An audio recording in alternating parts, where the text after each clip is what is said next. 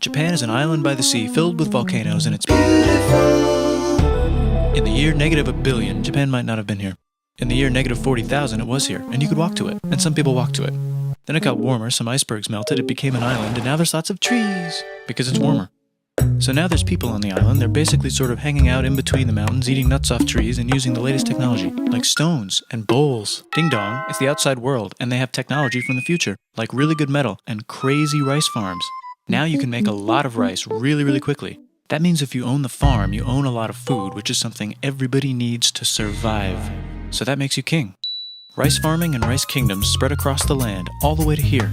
The most important kingdoms were here, here, here, here, here, here, and here. But this one was the most important, ruled by a heavenly superperson, or emperor for short. Knock knock, get the door, it's religion. The new prince wants everyone to try this hot new religion from Biekt. Please try this religion, he said. No, said everybody. Try it, he said. No, said everybody again, quieter this time. And so the religion was put into place, and all the rules that came with it. Then the government was taken over by another clique, and they made some reforms, like making the government govern more, and making the government more like China's government, which is a government that governs more. Hi, China, they said. Hi, said China. Can you call us something else other than said Japan. Like what, said China. How about Sunrise Land, said Japan. And they stole China's alphabet and wrote a book about themselves. And then they made lots of poetry and art and another book about themselves. Then they stopped moving the capital every time the emperor died and kept it in one place for a while, right here. And they conquered the north finally. Get that squared away. A rich hipster named Kukai is bored with modern Buddhism, visits China, and learns a better version, which is more spiritual. Comes back, reinvents the alphabet, and causes art and literature to be great for a long time. And the royal palace turned into such a dream world of art that they really didn't give a about running the country. So if you live outside the palace, how are you supposed to protect your from criminals? Hire a samurai. Everyone started hiring samurai. Rich, important people hired samurai. Poor people who could not afford to hire samurai did not hire samurai. The samurai became organized and powerful, more powerful than the government. So they made their own military government, here. They let the emperor still be emperor, but the shogun is actually in control. Breaking news, the Mongols have invaded China. We've invaded China, said the Mongols. Please respect us, or else we might invade you as well. Okay, said Japan. So the Mongols came over, ready for war, and died in a tornado. But they tried again, and had a nice time fighting with the Japanese, but then died in a tornado. Then the emperor overthrows the shogunate. Then the shogunate overthrows him back and moves to Kyoto and makes a new shogunate. And the emperor can still dress like an emperor if he wants, that's fine. Now there's more art. Like painting with less colors, collaborative poetry, plays, monkey fun, tea parties, gardening, architecture, flowers. It's time for who's going to be the next shogun. Usually it's the shogun's kid, but the shogun doesn't have a kid. So he tries to get his brother to quit being a monk and be the next shogun. He says okay, but then the shogun has a kid. So now who's it gonna be? Vote now on your phones. And everyone voted so hard that the palace caught on fire and burned down. The shogun actually didn't care, he was off somewhere doing poetry. And the whole country broke into pieces. Everyone is fighting with each other for local power, and it's anybody's game. Knock knock, it's Europe. No, they're not here to take over, they just want to sell like clocks, and guns, and Jesus. So that's cool, but everyone's still fighting each other for control, now with guns. And wouldn't it be nice to control the capital, which right now is puppets, with no one controlling them.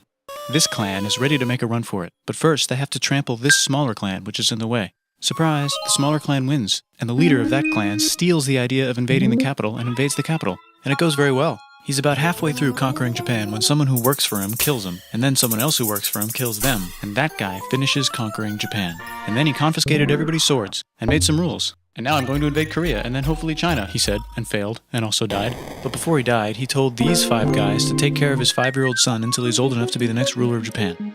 And the 5 guys said, yeah, right, it's not going to be this kid, it's going to be one of us, because we're grown-ups. And it's probably going to be this guy, who happens to be way more rich and powerful than the others. A lot of people support him, but a lot of people support not supporting him. They have a fight, and he wins, and starts a new government, right here. And he still lets the emperor dress like an emperor, and have very nice things. But don't get confused, this is the new government, and they are very strict. So strict they closed the country. No one can leave, and no one can come in. Except for the Dutch, if they want to buy and sell, but they have to do it right here. Now that the entire country was not at war with itself, the population increased a lot. Business increased, schools were built, roads were built, everyone learned to read, books were published, there was poetry, plays, sexy times, puppet shows, and Dutch studies. People started to study European science from books they bought from the Dutch. We're talking geography, skeletons, physics, chemistry, astronomy, and maybe even electricity. Over time, the economic and cultural prosperity began to gradually slow down. Knock knock. It's the United States, with huge boats, with guns. Gunboats. Open the country. Stop having it be closed, said the United States. There was really nothing they could do, so they signed a contract that lets the United States, Britain, and Russia visit Japan anytime they want. Choshu and Satsuma hated this. That sucks, they said. This sucks. And with almost very little outside help, they overthrew the shogunate and somehow made the emperor again and moved him to Edo, which they renamed Eastern Capital. They made a new government, which was a lot more Western. They made a new constitution that was pretty Western, and a military that was pretty Western. And do you know what else is Western? That's right, it's conquering stuff. So what can we conquer? Korea.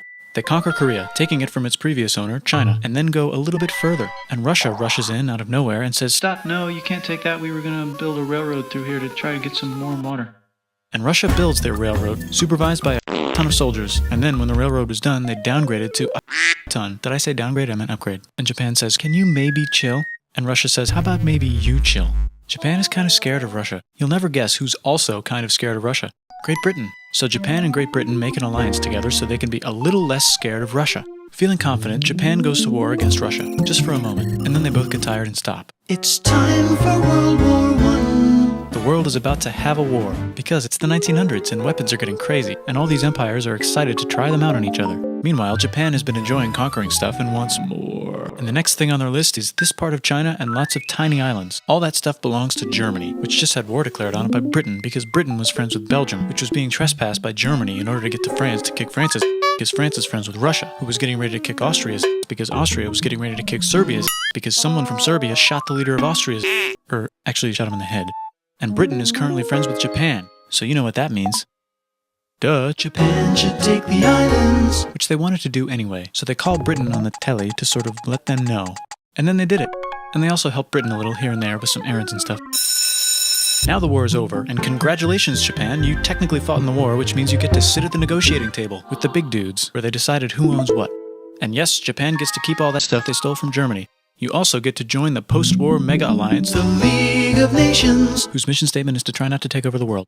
The Great Depression is bad, and Japan's economy is now crappy, but the military is doing just fine, and it invades Manchuria. And the League of Nations is like, "No, don't do that. If you're in the League of Nations, you're not supposed to take over the world." And Japan said, "How about I do anyway?" And Japan invaded more and more and more and more of China, and was planning to invade the entire East. You've got mail. It's from Germany, the new leader of Germany. He has a cool mustache, and he's trying to take over the world and needs friends. This also got forwarded to Italy. They all decided to be friends because they had so much in common. It's time for World War II. Germany is invading the neighbors. Then they invade the neighbors' neighbors. Then the neighbors' neighbors' neighbors, who happened to be Britain, said, "Holy." And the United States started helping Britain because they are good friends, and started not helping Japan because they're friends and our friends are not friends. Plus they're planning on invading the entire ocean. The United States is also working on a large, very huge bomb, bigger than any other bomb, ever, just in case.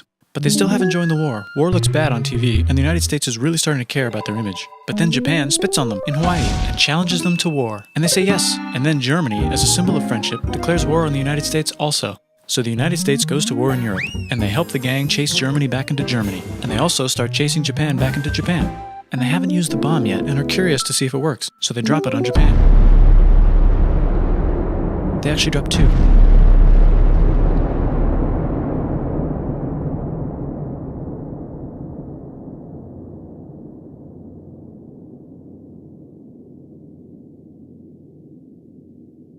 The United States installed a new government, inspired by the United States government, with just the right ingredients for a post-war economic miracle. And Japan starts making TVs, VCRs, automobiles, and camcorders as fast as they can, and also better than everybody else. They get rich, and the economy goes wild, and then the miracle wears off. But everything's still pretty cool, I guess.